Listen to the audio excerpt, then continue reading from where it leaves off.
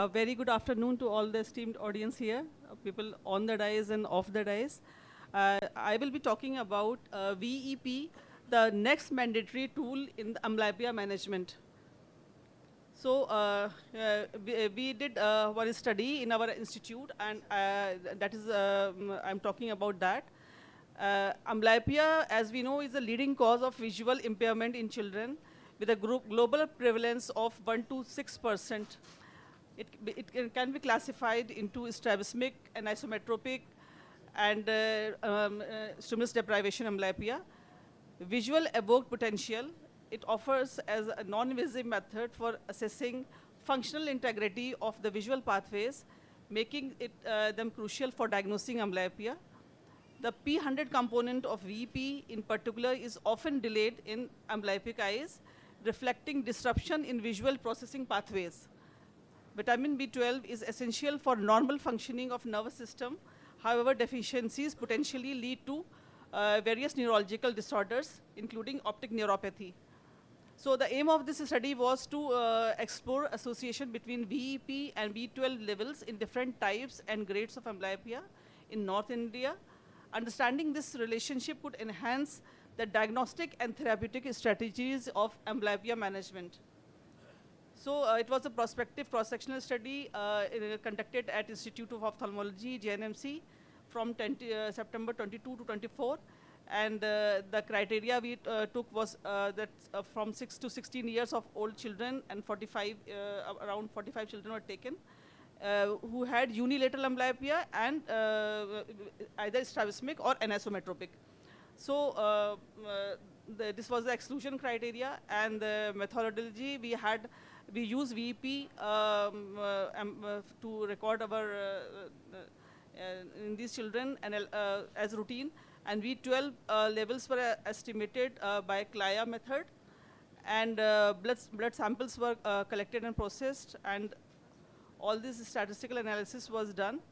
And coming directly to the results, we had 28 males and 17 females. And out of that, 24 were having anisometropic amblyopia and 21 were having strabismic amblyopia. The severity of amblyopia was classified as mild, moderate, and severe. And VP latency was found to be significantly longer in amblyopic eyes as compared to the fellow eyes, with mean latency as 128 and 108 respectively. So, and the amplitude was also found to be significantly lower in amblyopic eyes as compared to the fellow eyes. However, no significant difference was observed in VP values between strabismic and anisometropic amblyopia across different grades of severity. So this is a chart showing the differences in mild, moderate, and severe, and the values the latency was increased in all grades, and here it was the amplitude which showed also there was a decrease in the amplitude. And however, the B12 level in the study population was 123, with no significant difference observed between strabismic and anisometropic amblyopia. Now coming to discussion, this study bridged the gap in understanding the relationship between VEP and B12 levels in different types and grades of amblyopia. And our findings were going with the M. Gitanjali's study, in which increased VEP latency and decreased amplitude was found before treatment, and which improved after occlusion therapy. So they found that VEP changes will reflect improvements in visual processing capabilities of brain as a response to treatment. Also, this Shaukat et al., they found that significant difference between amblyopic and fellow eyes with respect to VP pattern onset components. The reversal also showed significant differences, and these findings concurred with our study. Kumar also found that P100 values significantly improved during occlusion therapy in patients with strabismic, and improvement correlated positively with Snellen's chart. Herfeld also explored 65 amblyopic children with pattern reversal VEP elicited by checkerboard, and they found that all the three types of amblyopia, they showed improvement. These findings did, however, these findings did not align with the present study where we found significant difference in P100 latency and amplitude between amblyopic and fellow eyes of the same subject.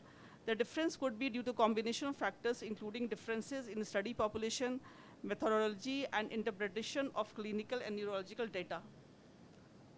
When comparing P100 latency across different grades of amblyopia, the present study found no significant difference in different grades of amblyopia. In the present study, B12 levels did not show significant difference between strabismic and anisometropic amblyopia when analyzing B12 levels by the severity of amblyopia. A similar study by Subashi et al., they evaluated amblyopic children and they found lower levels of B12 and folate levels and higher body mass index in children. These findings, they are same as our study population, and they exhibit our study population also showed deficient B12 levels in amblyopic patients. The limitation of our study is that we have a small sample size and cross-sectional design. It limits its use.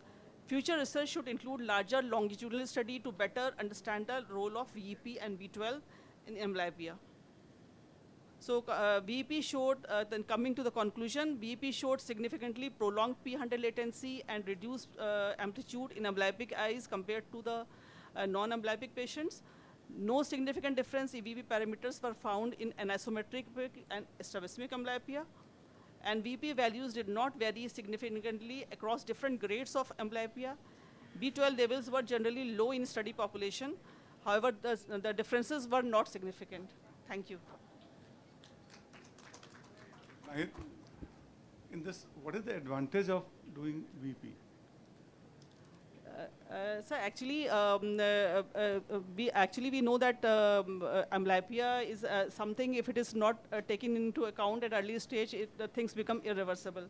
So at least we can set up a baseline, a parameter, just to monitor how it is going to pre-treatment and post-treatment. And it can be very convincing to the patient also. More convincing will be the vision. The vision is 618, and yeah, they improve to 12 and 9. That will be more convincing. Yeah, but just to monitor the this vision is, of course, the most important parameter. But when we do this VP analysis, we can have a baseline, and we can just have an objective estimation ki we have this finding. So, thank you. Patient subjective.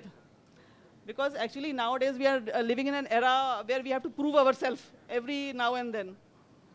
Every now and then we have to prove, because OCT hai, ye, wo hai, hum jab tak patient ko dikhayenge nahi, patient is not getting convinced. So we need to, even if we know that this optic nerve is not having, this patient is maybe PL negative, he will not understand. We are not showing. In my practice, what I have observed, that if VP values are at borderline and vision loss is huge, even VP parameters are borderline, not very much delayed, not amplitude is not very low, then prognosis is good. They develop improvement very quickly. So that is the main importance of the doing VP. Otherwise, just for correlating, it is parallel, not a great advantage. Yeah. So whenever the VP is, latency is not very bad, amplitude is not very bad, then we feel that with exercise, it is going to improve quickly. Yeah, patient. And it happens also. Yes, sir. Thank you. I think it's a very good idea using VP as a prognostic factor. Yes, sir. I'm so happy that people are interacting with each other, giving UPSOS academics a different dimension. Yeah, Dr. Shalini.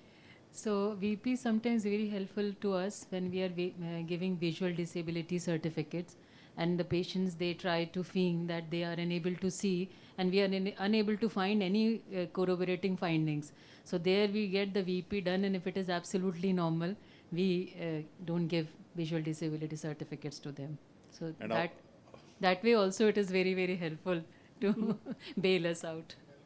We'll have a bigger section in our UPSOS meeting, and I'm really happy. Yeah. Thank you. Naheed ma'am.